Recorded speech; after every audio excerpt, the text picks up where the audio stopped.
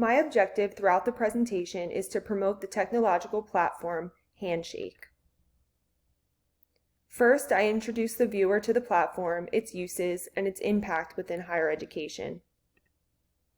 I continue by providing statistics and showing how this platform will help students network virtually, provide students with internship and job opportunities, help them grow professionally, and lead to their success after college.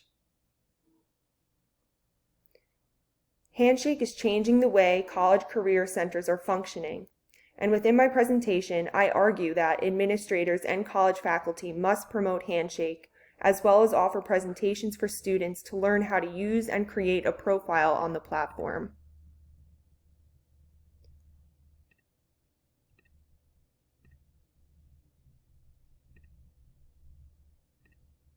Moreover, if students are unaware or unsure of this platform, they will not be eager to try using it. Next, I go over the best practices for using Handshake at higher education institutions, and I later explain how Handshake is the perfect tool for recruiting, networking, and expanding the college's student body. Not only is Handshake beneficial for students, it is also a tool used by recruiters and employers. Further, I introduce LinkedIn because it is a comparable social networking tool. I compare the differences between Handshake and LinkedIn, and then I explain why students should create profiles on both platforms. Since not all colleges use Handshake, I did discuss other platforms, such as Recruity.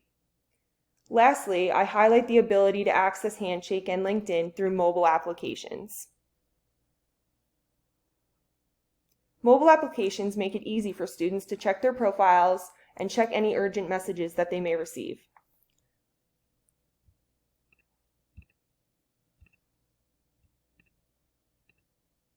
Within my slides of references, one can see the research I use to support my ideas. I do have 3 slides full of resources here, as you can see. 2.5 slides of resources here that I use to support my ideas. I found great informational video clips on YouTube, and I incorporated 4 very short videos into my slides, as you saw as I passed through a lot of the slides before. The videos are from the Handshake site, TED Talks, and from Stony Brook University, so they are valuable resources that I found on YouTube. The Handshake website was another valuable resource that provided me with statistics and current info surrounding the use and future growth of the technological platform Handshake.